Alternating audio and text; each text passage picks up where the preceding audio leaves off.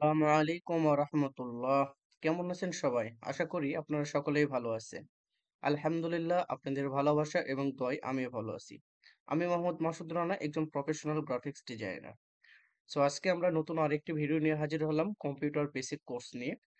Computer basic কোর্সে আজকে আমাদের যে বিষয়গুলো নিয়ে আমরা আলোচনা করব, চলুন সেগুলো জেনে নেওয়া যাক। আজকের যে বিষয়টি হচ্ছে যে একটি কম্পিউটারে কিভাবে একটি ফোল্ডার তৈরি করতে হয়, আমরা এই বিষয়টা নিয়ে আলোচনা করব ফার্স্টে।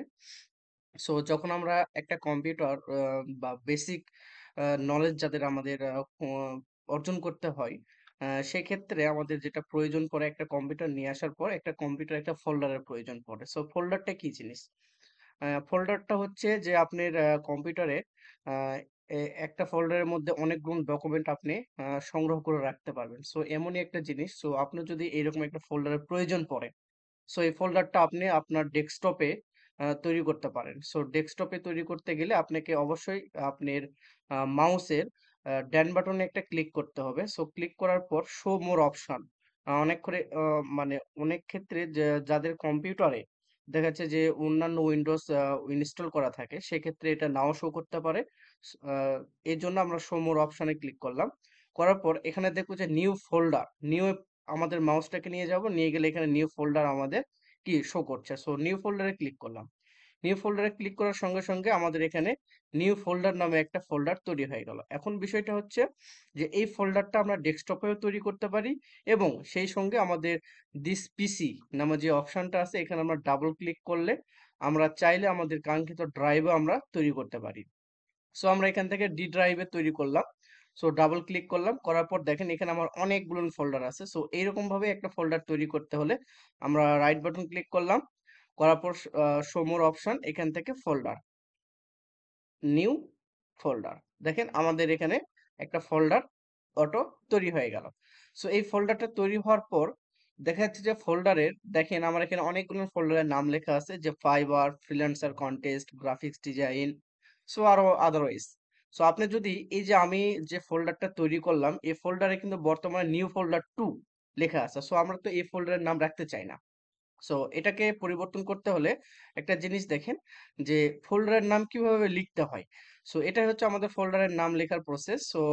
প্রসেসটি হচ্ছে আমরা প্রথমে বাম বাটন দিয়ে ক্লিক করে ফোল্ডারটাকে সিলেক্ট করে নিব। নেওয়ার পর আমরা রাইট বাটন ক্লিক করলাম, করার পর শো মোর অপশন, এখানে আসার পর আমরা চলে আসবো রিনেম।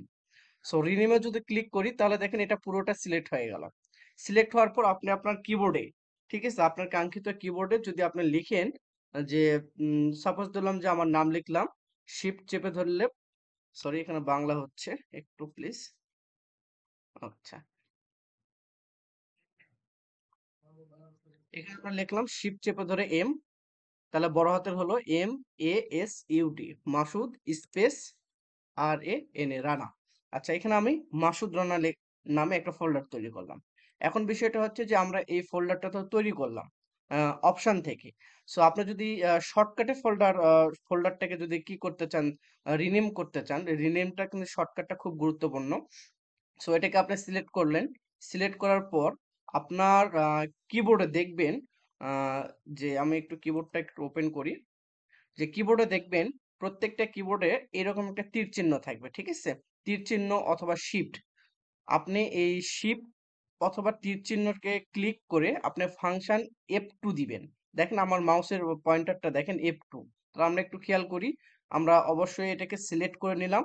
নেওয়ার পর শিফট চেপে ধরে, সরি শিফটকে একবার প্রেস করব, করার পর ফাংশন কি F2, সরি ডাবল ক্লিক করছে, শিফট চেপে ধরে ফাংশন কি F2, তাহলে আচ্ছা, একটু প্রবলেম হচ্ছে, শিফট একটা চেপে দিয়ে আমরা ফাংশন কি F2 চাপবো, তাহলে দেখেন অটোমেটিকলি আমাদের শর্টকাট যে ফর্মটা সেটা কিন্তু হয়ে গেল। আমি আবারও বলছি, এটা একটু প্রবলেম হচ্ছে, দুইবার ক্লিক দিলে কিন্তু হবে না, আপনি একবার এটাকে রিফ্রেশ করে নেবেন। রিফ্রেশ করে নেওয়ার পর এটাকে ক্লিক করবেন, করার পর আমরা কি করব, কিবোর্ড থেকে একটা শিফটে প্রেস করব, অনলি একবার, করার পর ফাংশন কি F2 তে প্রেস করব, তাহলে দেখেন অটোমেটিকলি আমাদের কি হচ্ছে, রিনেম হচ্ছে। এখন আপনি এখান থেকে চাইলে রানা, আমরা রানা দিলাম, তাহলে এই ফোল্ডারের মধ্যে আপনি চাইলে যতগুলো ফোল্ডার আপনি চাইলে এখান থেকে তৈরি করতে পারেন। আপনি এখান থেকে শর্টকাট ফ্রম দেখেন আমার এখান থেকে উইন্ডোজ 11 দেওয়া আছে। সো এখান থেকে আপনি নিউ প্রেস করলেও ফোল্ডার পেয়ে যাচ্ছেন, অথবা রাইট বাটন ক্লিক করে নিউ ফোল্ডার পেয়ে যাচ্ছেন। এই অপশনটা আপনি এখানে নাও পেতে পারেন। ঠিক আছে? এখান থেকে আপনি এই ফোল্ডারের মধ্যে চাইলে আরো একটা ফোল্ডার তৈরি করতে পারেন। এভাবে ফোল্ডারকে অনেকগুলো ফোল্ডার তৈরি করে নিতে পারেন। এখন বিষয়টা হচ্ছে যে আমরা যে এই যে ফোল্ডার তৈরি করলাম, ফোল্ডারটাকে আমরা তৈরি করলাম, দেন ফোল্ডারের নাম লিখলাম, ফোল্ডারের নামও পরিবর্তন করলাম। এখন বিষয়টা হচ্ছে শর্টকাটটাও আমরা শিখে ফেললাম। এখন আমরা একটি ফোল্ডার কিভাবে ডিলিট করতে হয়। এখন বিষয় হচ্ছে যে এই যে ফোল্ডারগুলো আমি তৈরি করলাম, তাহলে এই ফোল্ডারটা আমার প্রয়োজন নেই। তাহলে ফোল্ডারটাকে যদি ডিলিট করতে হয় তাহলে অবশ্যই ডান বাটন ক্লিক করব।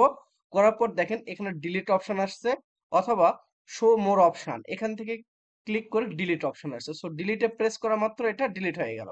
এখন বিষয়টা হচ্ছে যে আমার এই ফোল্ডারটা আমি সরাসরি আমি এভাবে অপশন থেকে না যেয়ে আমি কি করব, কিবোর্ড থেকে শর্টকাটে ডিলিট করব। তাহলে দেখেন আপনার এখান থেকে কিবোর্ডে দেখতে পাবেন যে এখানে ডিলিট, ডিইএল, এই যে অপশনটা আছে এটা হচ্ছে ডিলিট। সো আপনি এখান থেকে ফোল্ডারটাকে সিলেক্ট করে নেবেন। সিলেক্ট করার পর আপনি সরাসরি এখান থেকে ডিলেটে প্রেস করবেন, তাহলে দেখেন অটোমেটিকলি ফোল্ডারটা ডিলিট হয়ে গেল। তো বিষয়টা হচ্ছে যে যখন আমরা একটা ল্যাপটপ বা কম্পিউটার নতুন যখন চালাতে শিখি, তখন এই বেসিক প্রবলেম গুলো না আমাদের হয়, কিভাবে ফোল্ডার তৈরি করতে হয়, কিভাবে ফোল্ডারের নাম পরিবর্তন করতে হয়। আর শর্টকাটটা হচ্ছে এটা অ্যাডভান্স। যদি আপনার শর্টকাটটা মনে থাকে তাহলে আপনার কাজটা দ্রুত হবে। ঠিক আছে? তো আশা করি ভিডিওটি আপনাদের ভালো লাগছে। যদি আপনাদের ভিডিওটি ভালো লেগে থাকে তাহলে অবশ্যই আমার এই চ্যানেলটাকে সাবস্ক্রাইব করবেন এবং পাশে থেকে বেল আইকনটি অন করে রাখবেন। সো পরবর্তী ভিডিওর জন্য অপেক্ষা করুন। আসসালামু আলাইকুম।